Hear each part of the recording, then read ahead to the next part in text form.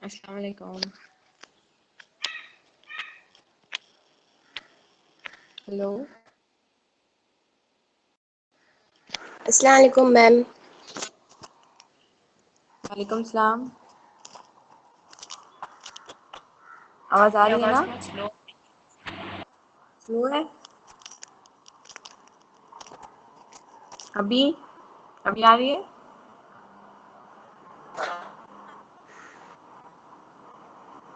Okay. तो last lecture में हम लोग ने 2 यूनिट्स देखे, unit 1 and unit 2, right? Human right provision and unit 2 dealing with environmental concern. Yes. Now I explain unit 3rd. Okay, science and technology.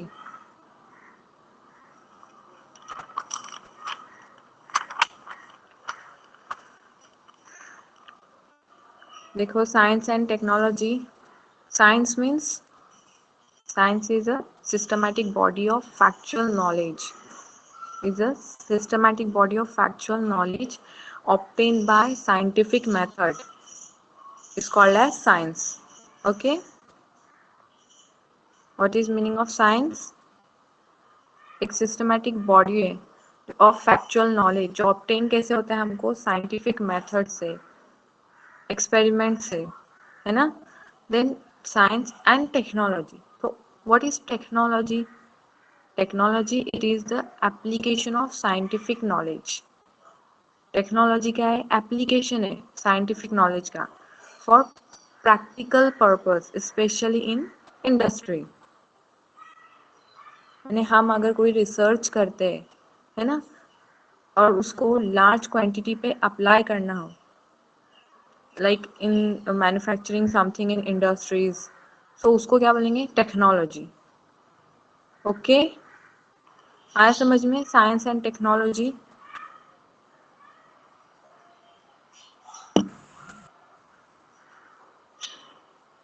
आप लोग reply करो, मुझे समझ में नहीं आ रहा है कि आप लोग को मेरी वॉइस जा रही है नहीं जा रही है.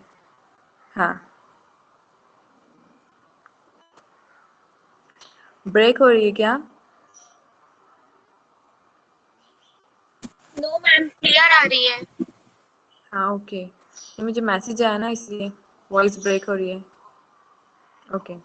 Development of science. In science and technology, first point is development of science. In that we have to learn the ancient culture, the classical era, middle age, the renaissance, the age of reason and enlightenment. So ancient culture means it is a agricultural invention age, or it is a urban civilization development. Okay. Then science at classical era. In this phase, the middle medicinal science or cosmetological science, atom concept, etc. were developed. These phase, ये क्या है? Development of science में हम ये phases देख रहे हैं. कौन कौन से फेजेस? तो एंशियन कल्चर ये एक फेज है. Then ancient culture, the classical era, the middle age, the Renaissance, the age of reasons, ये सब उसके फेजेस है डेवलपमेंट ऑफ साइंस के. तो हमको ये डिटेल में पढ़ना है. तो एंशियंट कल्चर कौन सा है? एग्रीकल्चरल इन्वेंशन एज है. Then science at classical era, ये फेज में क्या है? Medicinal science. और इसमें क्या डेवलप हुआ था? Science at the classical era में, in this phase the medicinal science और कॉस्मेटोलॉजिकल साइंस और atom concept etcetera were develop. Next देखो, third,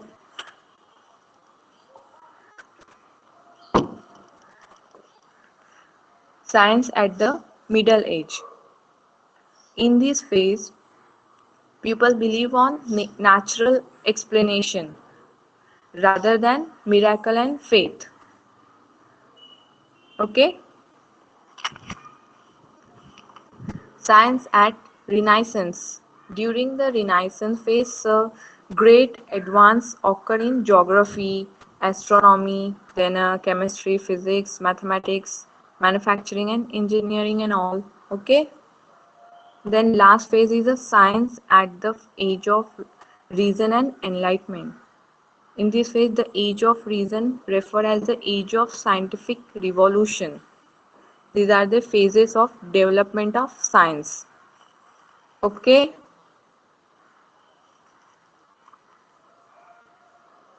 Hello? Yes, ma'am. Yes, ma'am. Okay.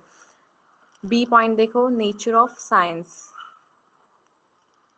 Nature of science means in that we have to learn the principle, its principle and characteristics. Science at empirical means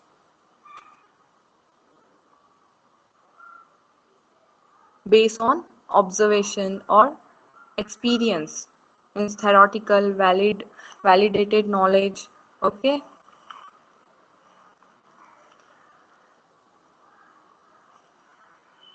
B point में क्या देख रहे हैं हम, nature of science. तो science का nature कैसा होता है, तो science depend on facts, right. Then science depend on accurate, reliable, constituent experiments. Science depend है ना एक्सपेरिमेंट्स पे. so this is the nature of science.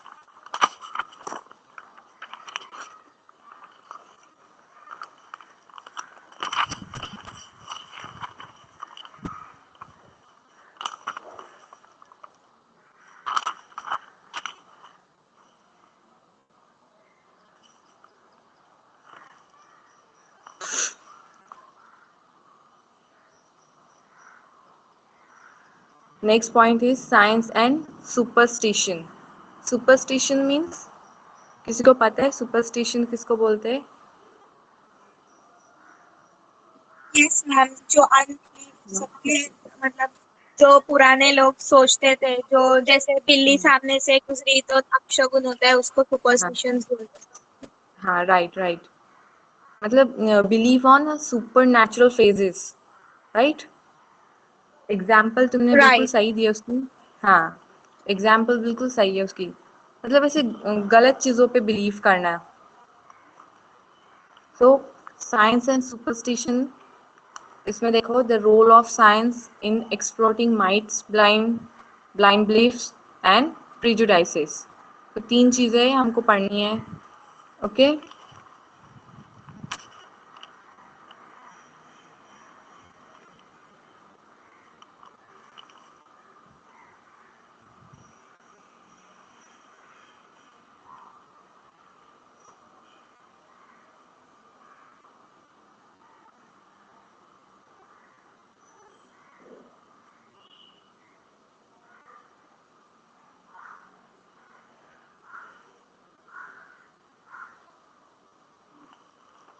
तुमको नेचर ऑफ साइंस समझ में आया? नेचर ऑफ साइंस क्या है? What is nature of science? Nature क्या है? किस पे डिपेंड करती है science? Depend on experiments, right. Yes. Experiments पे डिपेंड. हाँ. Validate So knowledge. science is based on experiment, and experiments are based on hypothesis. Hypothesis is based on results, and result on law. तो इस तरह से ये step by step इसके basis है, right. And laws are based on Yes. theories. So this is the nature of science. इस तरह से वो एक दूसरे पे डिपेंड होता है. ओके? देन इसमें नेक्स्ट पॉइंट देखो, साइंस एंड सुपरस्टिशंस. तो उसके 3 टाइप्स मैंने तुमको बोली. कौन कौन से? Myth, blind belief and prejudices. The role of science in exploring superstitions that is the myth, blind belief and prejudices. जैसे कि तुमने एक एग्जांपल बोले और फिर दूसरी एग्जांपल देखो, जैसे कि earth is a flat body, ऐसे सोचते हैं लोग। जैसे तुम बोले ना कि बिल्ली सामने से जाती है तो ऐसा गलत अपशगुन समझते हैं, वैसे ये भी ऐसी सोच थी लोगों की कि earth is a flat body.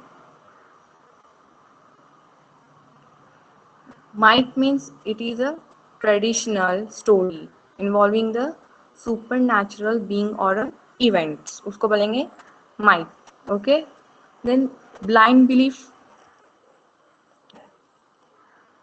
ये एक टाइप है बिलीफ की। कौन सी? It is a faith belief involving the supernatural being और इवेंट। जैसे कि कॉपर रिंग पहनते ना कुछ लोग, ब्लाइंड बिलीफ करते कि कॉपर रिंग पहनना चाहिए, जो बाबा लोग देते वो, समझे? Hello? Yes, Yes. ma'am. Yes, हाँ, ma'am. तो उसको ब्लाइंड बिलीफ बोलेंगे।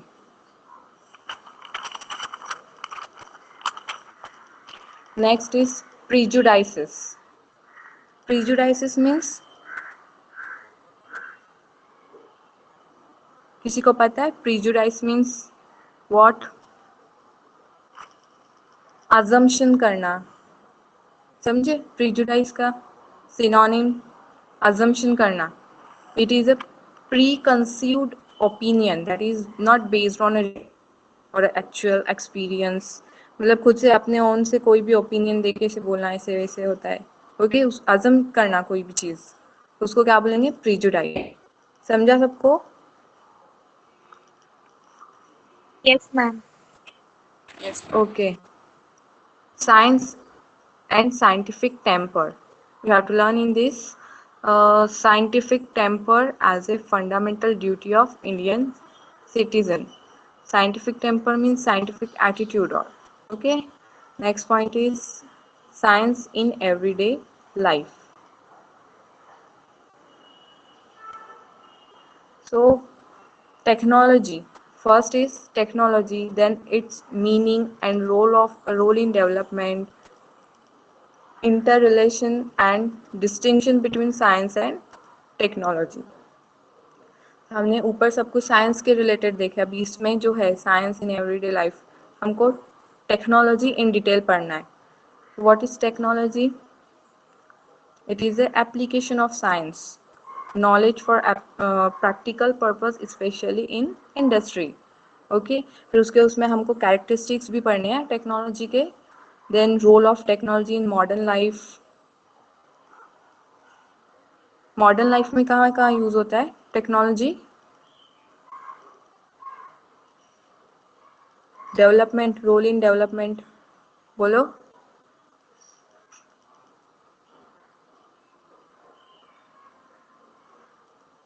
क्या रोल हो सकता है टेक्नोलॉजी का मॉडर्न लाइफ में?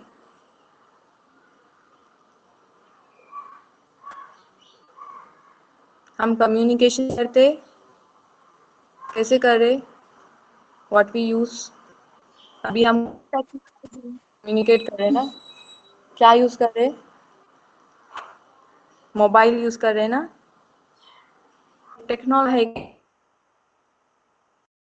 तो रोल है ना, एग्जाम्पल है ये, समझ में आया तुमको? Yes. All of you understand ना?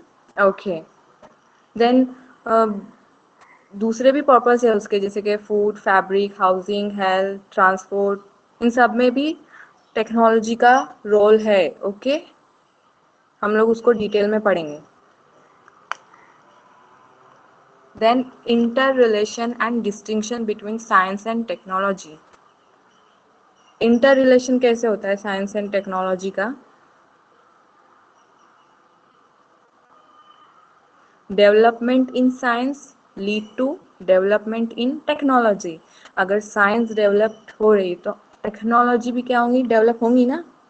For example 2G mobile not support the 4G network, right? अगर 2G मोबाइल है उसमें 4G का सपोर्ट करेंगे नेटवर्क? साइंस डेवलप हो गई है तो टेक्नोलॉजी भी डेवलप होनी चाहिए या नहीं? समझ में आ रहा है? Yes, ma'am. Yes, मुझे तो ma'am. नहीं लग रहा, आवाज से नहीं समझ. लगता है। हाँ, तो 2G मोबाइल अगर हम यूज कर रहे हैं उसमें 4G का नेटवर्क सपोर्ट नहीं करेगा। मतलब क्या है, अगर साइंस डेवलप हो रही है तो उसके साथ साथ टेक्नोलॉजी भी डेवलप होनी चाहिए, राइट? ओके, फॉर एग्जाम्पल अगर हम कोई भी रिसर्च कर रहे हैं या फिर कोई भी चीज़ मैन्युफैक्चर कर रहे हैं, लेकिन उसको इंडस्ट्रियल लेवल पे मैन्युफैक्चर करना, वो भी क्या है, एक हमने क्या किया, साइंस को टेक्नोलॉजी के लेवल पे लेके गए। ओके, इंडस्ट्री में जो मैन्युफैक्चर होगा मतलब वो क्या है, टेक्नोलॉजी है। Okay, Okay, ma'am. हाँ, so here I complete unit third, that is science and technology. समझ में आया ना सबको? Science and technology unit third. Okay, now we go to the next point, next unit, that is soft skill for effective interpersonal communication. इसमें हमको क्या पढ़ना है, मतलब कैसे कम्युनिकेट करना चाहिए, खुद को डेवलप कैसे करना चाहिए, गुड स्पीकर, गुड लिसनर कैसे बनते। ओके, जिसमें डिफरेंट पॉइंट्स है, पार्ट्स है, A, B and C, that is effective listening. First is the effective listening. Effective listening means, effective listening में क्या कर सकते हैं, मतलब क्या होता है, व्हाट इज इम्पोर्टेंट।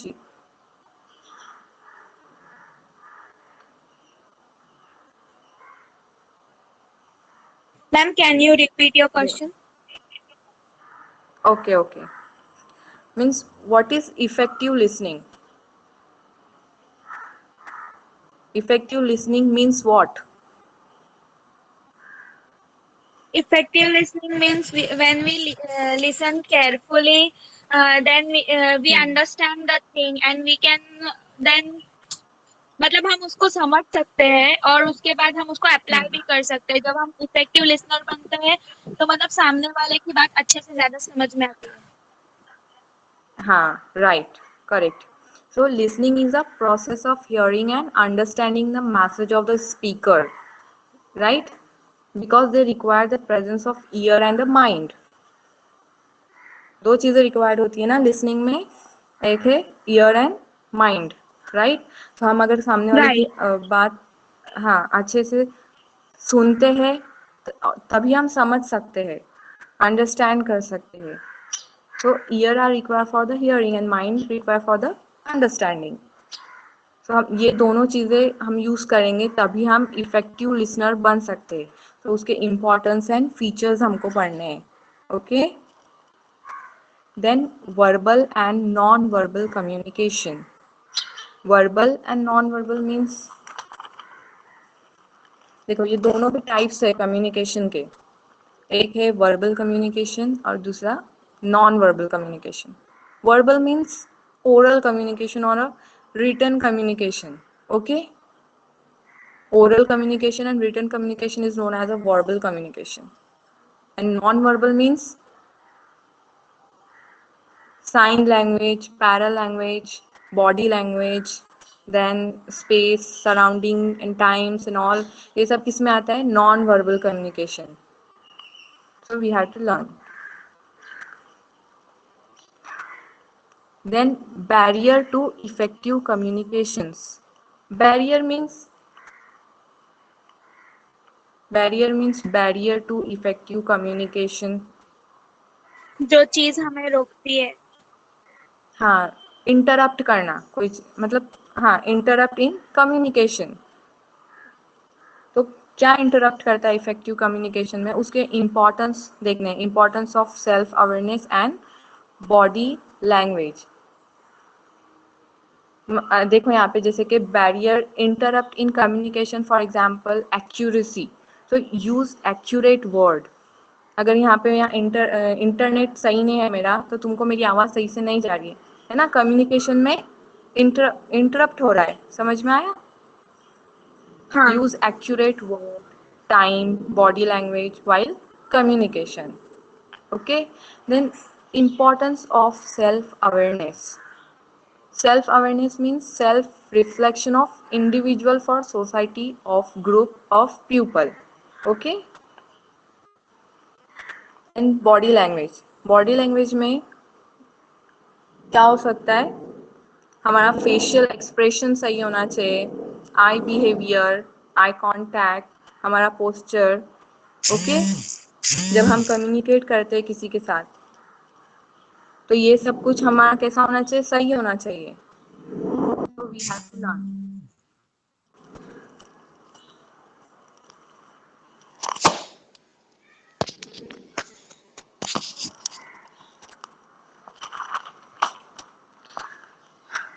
आया ना समझ में सबको? Barrier to effective communication. Hello. Yes. Okay. Now part B, formal and informal communication. हमने पहले क्या पढ़े कम्युनिकेशन में? दो टाइप्स. कौन कौन से? अभी ऊपर क्या देखे? पहले कम्युनिकेशन के दो टाइप्स थे. हाँ, वर्बल एंड नॉन वर्बल, है ना? सो फॉर्मल एंड इनफॉर्मल किसके टाइप है? ओरल एंड रिटन कम्युनिकेशन के. मतलब कम्युनिकेशन में दो टाइप्स है, एक है verbal communication and non verbal. Then verbal is oral communication and written communication. Then oral and written communication also they have two types, formal and informal communication. Okay. Yes, ma'am. अभी बोलो. formal means, formal communication means क्या बोल सकते हैं उसको? formally, formal communication, official communication. और informal means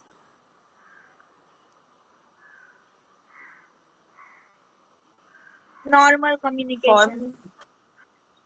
हाँ, normal बोलेंगे. और नॉन ऑफिशियल, जैसे हम लोग अभी जैसे एक दूसरे से बात करते हैं, नॉर्मली गॉसिप्स करते, तो वो इनफॉर्मल वे में आएगा. ओके. तो उसके भी हमको पर्पस एंड टाइप्स देखने. Then writing formal application, statement of purpose and resume. So requirement for statement of purpose is, जैसे कि अगर हम कोई स्टेटमेंट लिख रहे हैं, स्टेटमेंट जब हम राइट करते तो उसका इम्पोर्टेंट क्या होता है? जैसे कि वर्ड की लेंथ कितनी होनी चाहिए? 500 to 600.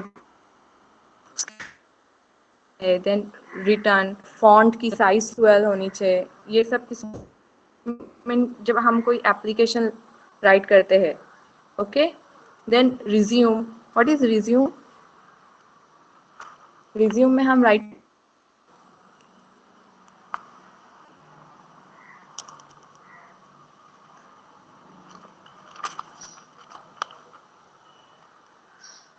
बोलो.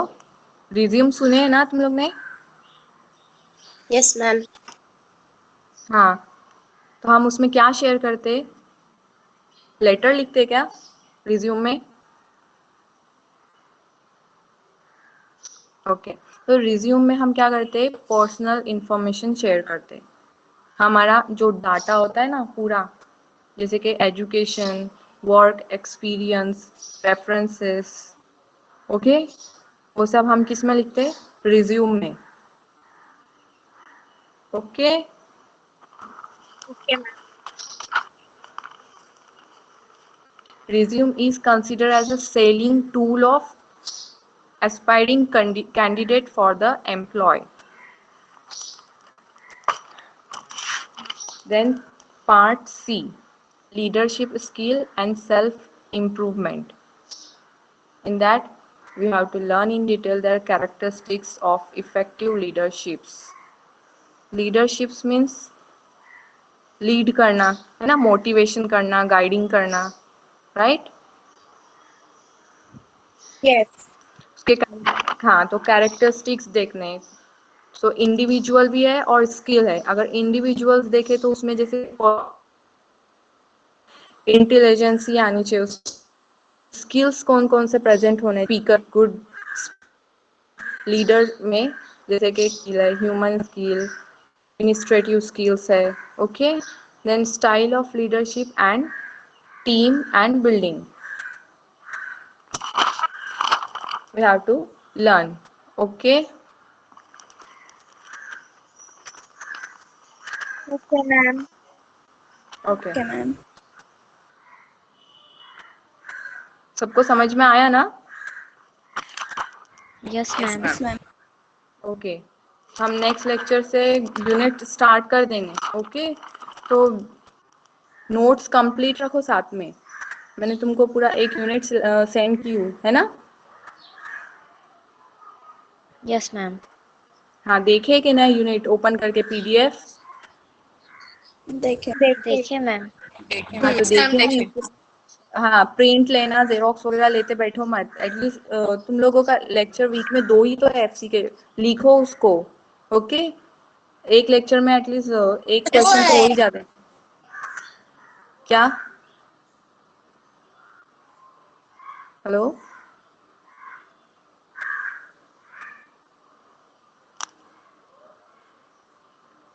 हेलो. Yes, ma'am.